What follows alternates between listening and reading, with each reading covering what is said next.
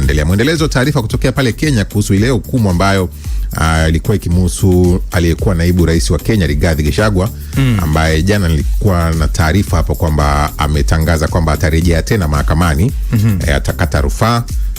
Kule Kenya hiyo inaruhusiwa mpaka mahakama ya upeo ile. Kwa hiyo amesema atakwenda kote huko kabisa kupambania haki yake. Sasa aliyekuwa jaji mkuu wa Kenya David Maraga amesema uamuzi wa mahakama kuu kuhusu kutimuliwa kwa aliyekuwa naibu rais Rigathi Gachagua una dosari na unaweza kufungua mlango wa kiukwaji wa mara kwa mara wa sheria katika kesi za kuondolewa madarakani kwa viongozi wa umma. David Maraga. Kwa mujibu wa Maraga, hukumu hiyo ilikuwa na mkanganyiko baada ya mahakama kubaini kuwa haki ya Gachagua ya kusikilizwa kwa haki ilikiukwa, lakini badala ya kubadilisha mchakato wa kutimuliwa kwake uliopitishwa na Senate mnamo Oktoba 2024 ilimpa fidia shilingi milioni 50 za Kenya. Ndio mahakama ilithibitisha kwamba ni kweli hakusikilizwa. Lakini pamoja na kwamba hakusikilizwa, atalipwa tu fidia. Kuna mambo fulani machache ambayo yalionekana kukiukwa katika ule mchakato. Lakini atalipwa tu fidia. Kwa hiyo jaji mstaafu Maraga anasema instead ya kutoa faini, mahakama ilitakiwa ibatilishe uamuzi huo, arejee kwenye kiti chake. Rigathi mpaka sasa hivi anaamini kwamba hata ule mchakato wenyewe mzima wa kumuondosha madarakani, kwanza moja kati ya vitu ambavyo ulitakiwa kuzingatia ni kumpa nafasi ya kujitetea. Kwa sababu kuna tuhuma alizokuwa nazo, ikiwemo swala kwa mfano la kugawa wananchi kwa msingi wa ukabila. Kwa hiyo yeye anafikiri kwamba hatua iliyochukuliwa dhidi yake ikishindwa kutoa nafasi kwa yeye kuweza kusema kwa nini alikuwa anazungumza yale yote aliyokuwa akizungumza na ambayo walimtuhumu kwamba yanagawa ule umoja wa kitaifa, basi ni kosa ambalo pengine linampa nafasi ya kupewa haki ya ama kurejeshwa katika nafasi yenyewe, au pengine kusafishwa pia kwamba serikali ndio iliyokuwa na makosa katika mchakato ule, na sio yeye kuwa na kosa lolote lile, na yeye ni msafi.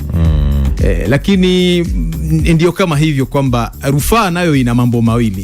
Inaweza ikaja na kile ambacho unategemea kama haki, au ikaja na msimamo ule ule ambao uamuzi wa sasa hivi umesimamia. Kwa hiyo yote yanategemewa. Sasa sijajua pengine kwa sababu ndio mchakato wa rufani umeanza kwa upande wa chama chake na yeye mwenyewe, labda tutarajie sasa kuona mahakama baada ya kufanya mapitio ya shauri hilo itabaini nini ambacho kinaonekana kuwa na dosari. Lakini kinachoweza kubainika kwa kufikia sasa, tunaweza kusema kwamba jambo hili bado halijawa na sura au mwelekeo unaoeleweka kwamba litaishiaje kwa kweli. Jaji Maraga anasema uamuzi huo unaweza kuwafanya sasa maseneti, bunge la seneti na wabunge wengine Kenya kuwa na tahadhari ndogo ya kufuata sheria, kwa sababu wanaweza kaona mambo yanawezekana kumuua mtu yoyote wakati wowote kiamua. Maraga ambaye ametangaza nia kuwania urais katika uchaguzi wa mwaka 2027 anaamini kuwa vitendo vya kinyume cha sheria vinapaswa kuambatana na adhabu kali ili kulinda heshima ya uadilifu wa sheria. Amekuwa mmoja kati ya watu ambao wanakosoa sana sasa mifumo ambayo alikuwepo. Kwa hakika unajua tangu akiwa kwenye nafasi yake ya ujaji, hata ni kama naweza kusema ni kama alikuwa mtu mwenye elements au vinasaba vya harakati, kwa sababu ukiangalia hata wakati wa ule uamuzi wa kubatilisha, ndio alikuwa anafanya vitu mnasema Kenya na demokrasia, umeona uchaguzi umesimamishwa.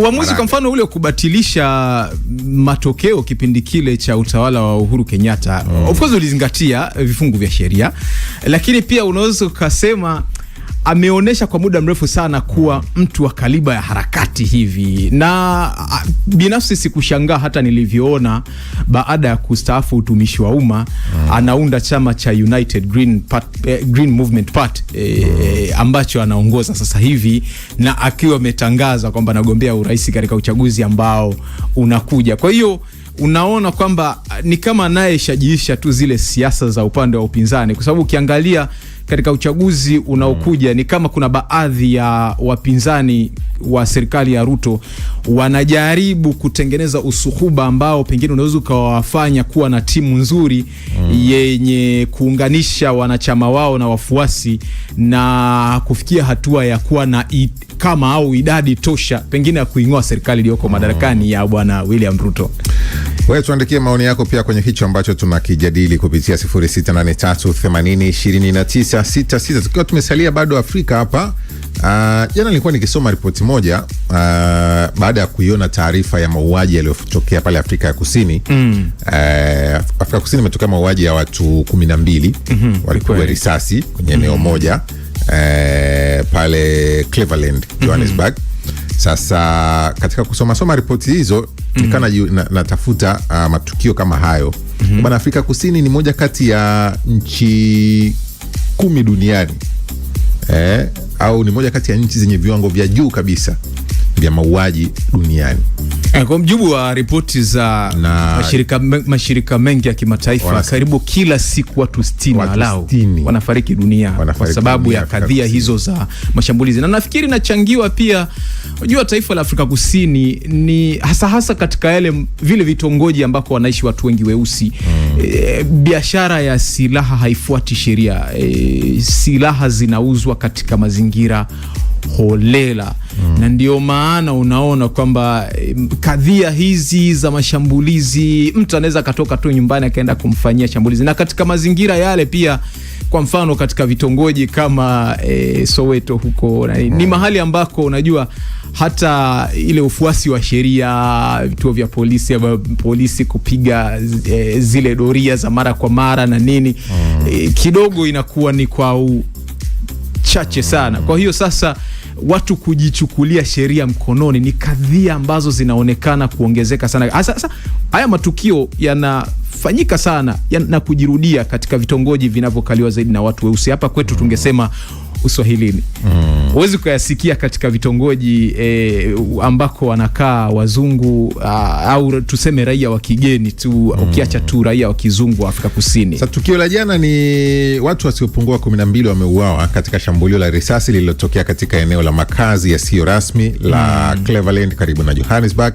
Watu wengine 9 walijeruhiwa katika shambulio hilo lililotokea usiku wa kuamkia jana, huku polisi wakianzisha msako mkali wa kuwatafuta washukiwa. Kwa mujibu wa taarifa